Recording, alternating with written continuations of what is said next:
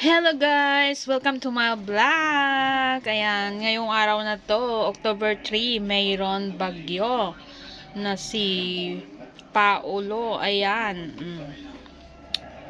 Hindi nga ako pumasok ngayon kasi napuyat ako.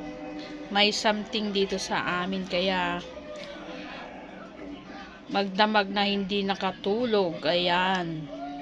Kaya hindi ako pumasok. So, kaninang umaga natulog ako at ngayon mga magto 2 o'clock na. Ayun, nagising na ako.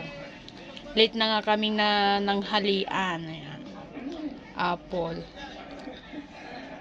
May suka at nilagyan ko ng siling labuyo. Oh.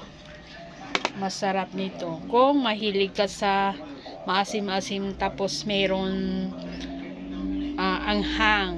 Ayan. Masarap guys. Gusto ko pa yung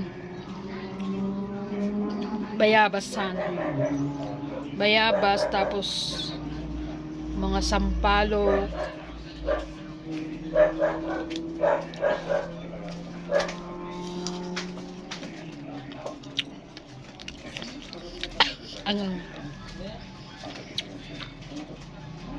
Ang anghang.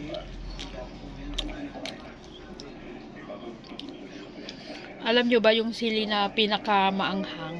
Ito oh. Ang liliit. Ganyan lang sila kaliit. Oh. Sa Ilocano, sa iro oh. Purikot ang tawag sa amin. Ayan. Hindi siya lumalaki kahit magulang na siya. Ganyan lang talaga siya kaliit.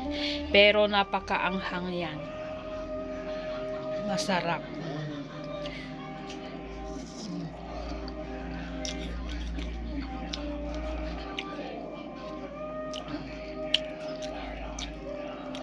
Nagimas. Tay kumapay bayabas o mangga. Kas dati kang kanang midi aglalo idi uping kami. Sagbay nga mapang kami agbasa idi elementary kami agsusuka kami pay lang mo sa kami mapansumrek or agbalon kami idi eskwela ta. Idi eskwela kami nga agsusuka. Tay ubing ti salamagi nga bunga. Tay awan pay bukol na palpalam kasjay.